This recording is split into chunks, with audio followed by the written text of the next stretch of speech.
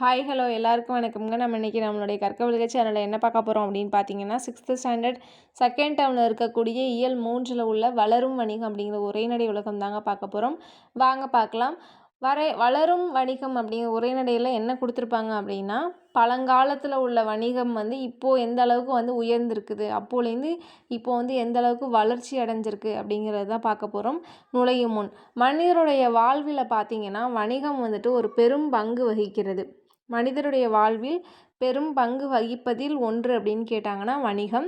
வணிகம் இல்லை அப்படின்னா மனிதர்கள் தன்னுடைய தேவைகளை எளிதாக நிறைவேற்றிக்க முடியாது, பூர்த்தி பண்ணிக்க முடியாது. ஏன்னா ஒருத்தவங்க கிட்ட சில பொருட்கள் மட்டும்தான் இருக்கும். நமக்கு மற்றவங்க கிட்ட இருக்க பொருட்கள் வேணும் அப்படின்னா அதை வணிகம் மூலமாக தான் என்ன பண்ணிக்க முடியும் அப்படின்னா விற்று வாங்கிக்க முடியும். அதுதான் இங்கே சொல்லியிருக்காங்க. வணிக நிறுவனங்களுமே நிறைய இப்போலாம் வந்துருச்சு. அப்போ உள்ள பழங்காலத்தில் உள்ள தமிழர்கள் வணிகத்தில் ரொம்ப சிறந்து விளங்கியிருக்கிறாங்க. அப்போவே உலகம் முழுவதுமே வணிக தொடர்பு வச்சுருந்துருக்குறாங்க. அதை பற்றி தான் பார்க்க போகிறோம். மனிதன் தனக்கு தேவையான எல்லா பொருளையும் என்ன பண்ணுவான், தானே உற்பத்தி அதாவது மனிதன் தனக்கு தேவையான எல்லா பொருளையும் தானே உற்பத்தி செய்ய முடியாது. தனக்கு தேவையான சில பொருட்கள் உற்பத்தி செய்யும் பிறரிடமிருந்து தான் நம்மளுடைய வாங்க முடியும். நம்மக்கிட்ட இருக்கிற பொருள் மற்றவங்க கிட்ட இருக்காது, மற்றவங்க கிட்ட இருக்கிற பொருள் நம்மக்கிட்ட இருக்காது. அதனால் என்ன பண்ணுவாங்க அப்படின்னா, நம்மக்கிட்ட ஒரு பொருளை பிறரிடம் கொடுத்துட்டு அவங்கக்கிட்ட ஒரு பொருளை வாங்குறதுக்கு பேர் தான் வணிகம். இந்த மாதிரி பொருளை விற்பவரை என்னன்னு சொல்லுவாங்கன்னா வணிகர்னு சொல்லுவாங்க. பொருளை வாங்குபவங்களை நுகர்வோர்னு சொல்லுவாங்க. பொருளை வாங்குபவரை நுகர்வோர்னு சொல்லுவாங்க. அப்போது அந்த காலத்தில் உள்ள பண்டமாற்று வணிகம் பற்றி பார்க்கலாம் வாங்க. நமக்கு கூடுதலாக இருக்கும் பொருளை கொடுத்து நமக்கு தேவையான பொருளை பெற்றுக்கொள்வது தான் பண்டமாற்று வணிகம். இது ஸ்டார்டிங்கில் இருந்தது. முன்னாடி பழங்காலத்துலலாம் இதுதான் ஃபாலோ பண்ணிகிட்டு இருந்தாங்க. நம்மக்கிட்ட இருக்கிற பொருளை கொடுத்துட்டு அவங்கக்கிட்ட இருக்க பொருளை வாங்குறதுக்கு பேர் தான் பண்டமாற்று வணிகம். அதாவது நெல்லை கொடுத்துட்டு அதுக்கு பதிலாக என்ன வாங்குவாங்க, உப்பு வாங்குவாங்க. பாலை கொடுத்துட்டு அதுக்கு பதிலாக என்ன வாங்குவாங்கன்னா தானியங்கள் வாங்குவாங்க. இந்த மாதிரி பண்ணிகிட்டு இருந்தாங்க. இதெல்லாம் இந்த கருத்து இந்த செய்தி சங்க கால இலக்கியங்களில் நமக்கு தெரிய வந்துச்சு. இந்த மாதிரி நெல்லை கொடுத்துட்டு உப்பை வாங்குறது, பால் கொடுத்துட்டு தானியங்களை வாங்குறது, இந்த விஷயங்கள் சங்ககால இலக்கியங்கள் மூலியமாக நமக்கு தெரிய வந்தது. இந்த காலத்தில் கூட இது அங்கங்கே நடக்குது. எப்படி அப்படின்னு பார்த்தீங்கன்னா, இந்த அதாவது பழைய பொருட்கள்லாம் வாங்கிக்கிட்டு புது பொருள் கொடுப்பாங்க தெரியுங்களா. நியூஸ் பேப்பரு, பிளாஸ்டிக் பொருள், வீட்டில் இருக்கக்கூடிய தேவையில்லாத பொருள்லாம் வாங்கிக்கிட்டு பாத்திரம், இந்த மாதிரி குடம், இந்த மாதிரி கொடுப்பாங்க. அது மாதிரி இங்கே இப்போலாம் நடந்துகிட்ருக்கு. அது மாதிரி பழைய செய்தித்தாள், வீட்டுக்கு வீடு இந்த டெம்போவில் ஒரு ஆட்டோ வச்சுட்டு மைக் வச்சுட்டு சொல்லிட்டு வருவாங்க. சில பேர் வாங்குவாங்க. அதுதான் பண்டமாற்று முறை அந்த காலத்தில் உள்ளது. இப்போ இந்த மாதிரி இப்போ நடந்துகிட்ருக்கு சில இடங்களில் அப்படின்னு சொல்லி கொடுத்துருக்காங்க. வணிகத்தினுடைய வகைகள் 2 இருக்குது. வணிகத்தை தரைவழி வணிகம், நீர்வழி வணிகம் அப்படின்னு சொல்லிட்டு பிரிக்கலாங்க. தரை வழியாக பொருட்களை, அதாவது தரை வழியாக அப்படின்னா நடைபாதை வழியாக பொருளை எது மூலியமாக எடுத்துகிட்டு போவாங்க அப்படின்னா, அவ்வளோ பொருளை நான் வண்டியிலலாம் தூக்கிட்டு அந்த காலத்துலலாம் பைக் இதெல்லாம் கிடையாது. அப்போல்லாம் எருது, கழுதை, குதிரை இது மூலியமாக தானே சவாரி பண்ணுவாங்க. இது மூலியமாக என்ன பண்ணுவாங்க அப்படின்னா எல்லா பொருளையும் எடுத்துகிட்டு போய் வெளியூருக்கு கொண்டுட்டு போவாங்க. அவங்க தனியாலாம் போக மாட்டாங்க, ஒரு குழுவாக போவாங்க. அப்படி குழுவாக போகிறதுக்கு பேர் என்னன்னு பார்த்தீங்கன்னா வணிக சாத்து. அந்த குழுவோட பேருக்கு என்னென்னு பார்த்தீங்கன்னா வணிக சாத்துன்னு அந்த குழுவோட பேர். இது தரைவழி வணிகம். நீர்வழி வணிகம் அப்படின்னா கடல் வழியாக கப்பல் மூலியமாக ஒரு பொருளை எடுத்துகிட்டு போகிறது தான் நீர்வழி வணிகம். அந்த கப்பல் நிற்கக்கூடிய இடத்துகளுக்கு பேர் என்னென்னு பார்த்தீங்கன்னா துறைமுகங்கள். அந்த கப்பல் ஒரு இடத்துல நிற்கும் இல்லைங்களா, அந்த இடத்துக்கு பேர் துறைமுகம். துறைமுக நகரங்கள் பட்டினம்னு சொல்லுவாங்க, பாக்கம்னு சொல்லுவாங்க. அதான் இப்போ போல் பட்டினப்பாக்கம். ஓகேங்களா. தமிழ்நாட்டினுடைய ஒரு தலை சிறந்த துறைமுகமாக எதை சொல்லுவாங்க அப்படின்னு பார்த்தீங்கன்னா பூம்புகார் சொல்லுவாங்க. தமிழ்நாட்டின் தலை சிறந்த துறைமுகம் பூம்புகார். வணிகத்தை தனிநபர் வணிகம், நிறுவன வணிகம் அப்படின்னு 2ஆக பிரிக்கலாம். தனிநபர் வணிகம் அப்படின்னு பார்த்தீங்கன்னா தனியாக ஒரு நபர் இன்னொரு நபருடன் ஒரு பொருளை வாங்கி விற்கிறதுக்கு பேர் தனிநபர் வணிகம். அது இல்லாமல் ஒன்றுக்கும் மேற்பட்ட போர் இணைந்து ஒரு பொருள் மேலே ஒரு முதலீடு செஞ்சு அப்படி நடத்துறதுக்கு பேர் தான் நிறுவன வணிகம். புரியுதுங்களா. நெக்ஸ்ட் பார்த்தீங்கன்னா சிறு வணிகம். சிறு வணிகம் அப்படின்னா நம்ம வந்து அன்றாட தேவைக்கு பயன்படுத்தக்கூடிய பால், கீரை, காய்கறி இதெல்லாம் வந்துட்டு விற்பனை செய்பவர்கள் தான் வந்து சிறு வணிகர்கள்னு சொல்லுவாங்க.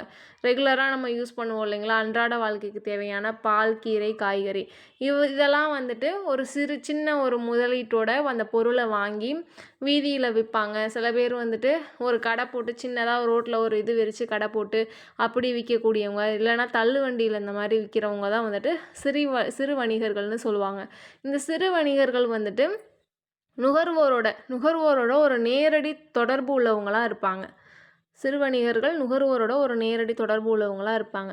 அடுத்து பார்த்திங்கன்னா பெருவணிகம் அப்படின்னா ஒரு பெரிய தொகையை வந்துட்டு முதலீட்டு செஞ்சு நிறைய பொருளை வாங்கி நிறைய பொருளை வாங்கி ஒரே இடத்துல மொத்தமாக வச்சு அதை வந்துட்டு என்ன பண்ணுவாங்கன்னா சிறு வணிகர்கள்ட்ட விற்பாங்க. சிறு வணிகர்கள் என்ன பண்ணுவாங்க, போய் நுகர்வோர்கிட்ட விற்பாங்க. இப்போது சிறு வணிகர்கள் வந்துட்டு யார்கிட்டேருந்து பொருள் வாங்குவாங்கன்னா பெருவணிகர்கள்ட்டேருந்து வாங்குவாங்க. ஆனால் பெருவணிகர்களுக்கும் நுகர்வோருக்குமான ஒரு நேரடி தொடர்புங்கிறது ரொம்ப வந்து ஒரு அரிதான விஷயமாக தான் அங்கே இருக்கும். புரியுதுங்களா? அடுத்து பார்த்திங்கன்னா ஏற்றுமதியும் இறக்குமதியும். ஒரு நாட்டில் வந்து உற்பத்தி செய்யக்கூடிய ஒரு பொருளை வந்துட்டு பிற நாடுகளுக்கு வந்து அனுப்புறதுக்கு பேர் வந்துட்டு ஏற்றுமதி. இங்கேருந்து ஒரு பொருளை அனுப்புறதுக்கு பேர் ஏற்றுமதி. பிற நாடுகள்லேருந்து ஒரு சில பொருளை வந்து வாங்குறதுக்கு பேர் வந்துட்டு இறக்குமதி. பழங்காலத்தில் பார்த்திங்கன்னா தமிழ்நாட்டில் இருந்து வந்துட்டு என்னென்ன ஏற்றுமதி பண்ணாங்க அப்படின்னா தேக்கு.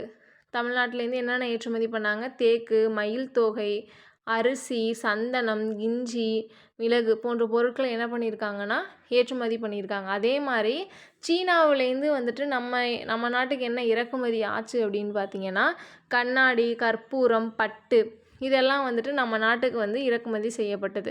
அதே மாதிரி அரேபியாவிலேருந்து குதிரையும் நம்ம நாட்டு தமிழர்கள் வந்துட்டு அரேபியாவிலேருந்து குதிரையும் வந்துட்டு வாங்கியிருக்காங்க. அடுத்து பார்த்திங்கன்னா வணிகத்தில் நேர்மை. அக்கால வணிகர்கள் வந்து நேர்மையான ஒரு தொழிலை வந்து செஞ்சுட்டு வந்தாங்க. இதுக்கான ஒரு சான்றாக வந்து தமிழ் இலக்கியங்களில் திருவள்ளுவர் பார்த்திங்கன்னா தன்னுடைய திருக்குறளில் வந்து சொல்லியிருப்பாங்க, வாணிகம் செய்வாருக்கு வாணிகம் பேணி பிறவும் தமப்போல் செய்யின் அப்படின்னு ஒரு திருக்குறளில் சொல்லியிருப்பாங்க. வணிகர்கள் பார்த்திங்கன்னா பொருளை வாங்கும் பொழுது எவ்வளோ உரிய வந்து அளவை விட அதிகமாக வந்து வாங்க மாட்டாங்களாமா. அதே மாதிரி பிறருக்கு கொடுக்கும் பொழுது அதை விட கொஞ்சம் கம்மியாகவும் கொடுக்க மாட்டாங்க அப்படிங்கிறது திருவள்ளுவர் வந்து திருக்குறளில் சொல்லியிருப்பாங்க. எனவே வணிகரை வந்துட்டு என்னன்னு சொல்லி போட்டுறாங்கன்னா நடுவு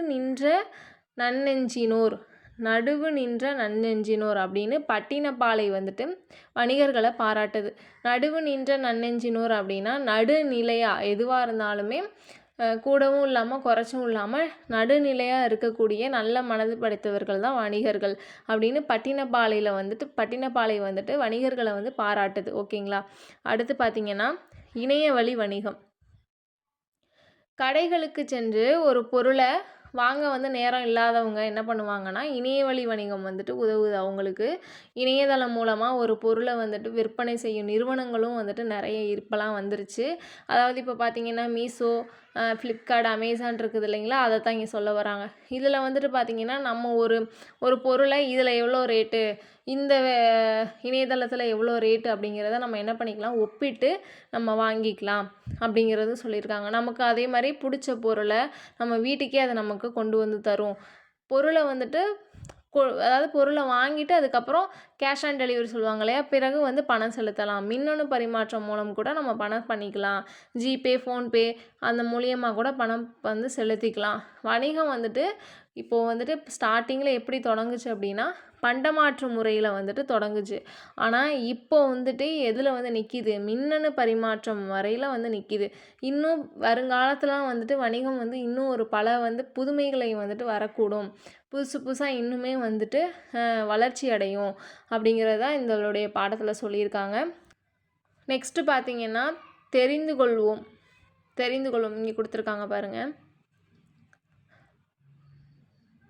தன்னாடு விளைத்த வெண்ணெல் தந்து பிறநாட்டு உப்பின் கொள்ளை சாற்று உமணர் போகலும்.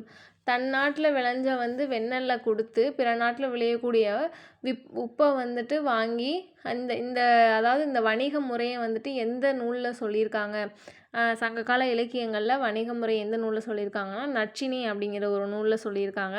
இதை நீங்கள் எப்படி ஈஸியாக ஞாபகம் வச்சுக்கலாம் அப்படின்னு பார்த்தீங்கன்னா, வெண்ணெல், உப்பு இதெல்லாம் கொடுத்து அந்த காலத்தில் வாங்குகிற வணிகர்கள் ரொம்ப நல்ல குணம் படைத்தவங்க.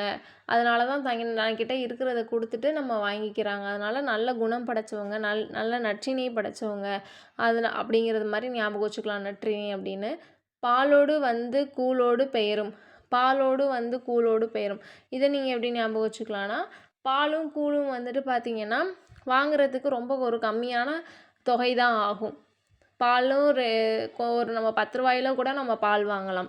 கூழுமே அப்படி தான். இது ரெண்டுமே வாங்குறதுக்கு நமக்கு கம்மியான தொகை தான் ஆகும். அதனால் குறுந்தொகை. பொன்னோடு கரியோடு பெயரும். அந்த காலத்திலே பொன்னோடு கரியோடு, அந்த காலத்திலே கரியும் பொண்ணும் பார்த்திங்கன்னா 400 ரூபா இருந்ததாமா. அப்போ 400 ரூபாங்கிறது அப்போ உள்ள காசுக்கு எவ்வளோ பெரிய அமௌண்ட்டு. அப்போது அந்த காலத்தில் 400 ரூபா இருந்தனால Akananuru. Next book back question பார்க்கலாங்க. சரியான விடையை தேர்ந்தெடுத்து எழுதுக. வீட்டு பயன்பாட்டிற்காக பொருளை வாங்குபவர் நுகர்வோர். ஆப்ஷன் ஆ. வணிகம் கூட்டல் சாத்து என்பதனை சேர்த்து எழுத கிடைக்கும் சொல் வணிகச் சாத்து. ஆப்ஷன் இ. பண்டம் கூட்டல் மாற்று என்பதனை சேர்த்து எழுத கிடைக்கும் சொல் பண்டமாற்று. ஆப்ஷன் ஆ. மின்னணு என்னும் சொல்லை பிரித்து எழுத கிடைக்கும் சொல் மின் கூட்டல் அணு. ஆப்ஷன் இ. விரிவடைந்த என்னும் சொல்லை பிரித்து எழுத கிடைக்கும் சொல் ஆப்ஷன் இ. விரிவு கூட்டல் அடைந்த. நெக்ஸ்ட் இங்கே கீழே கொடுத்துருக்காங்க பாருங்கள். ஆங்கில சொல்லுக்கு இணையான தமிழ் சொல்லை எடுத்து எழுதுக. Currency note. கரன்சி நோட் அப்படின்னு பார்த்தீங்கன்னா பணத்தாள். Currency note பணத்தாள். பேங்க்னா வங்கி. செக்கு அப்படின்னு பார்த்தீங்கன்னா செக்குனா காசோலை. டிமாண்ட் டிராஃப்ட் அப்படின்னு பார்த்தீங்கன்னா வரை ஓலை. வரை ஓலைன்னு சொல்லுவாங்க. ஓகேங்களா. டிஜிட்டல். டிஜிட்டல் அப்படின்னா மின்னணு மயம். Debit card. டெபிட் கார்டுனா பற்று அட்டை. கிரெடிட் கார்டு கடன் அட்டை. ஆன்லைன் ஷாப்பிங் அப்படின்னா இணையதள வணிகம். இ-காமர்ஸ் அப்படின்னா மின்னணு வணிகம். இந்த வீடியோ பிடிச்சிருந்தா லைக் பண்ணுங்கள், ஷேர் பண்ணுங்கள், கற்கவலுகை சேனலை சப்ஸ்கிரைப் பண்ணிக்கோங்க. நெக்ஸ்ட் வீடியோவில் உழைப்பே மூலதனம் அப்படிங்கிற விரிவானத்தில் பார்க்கலாங்க. தேங்க்யூ.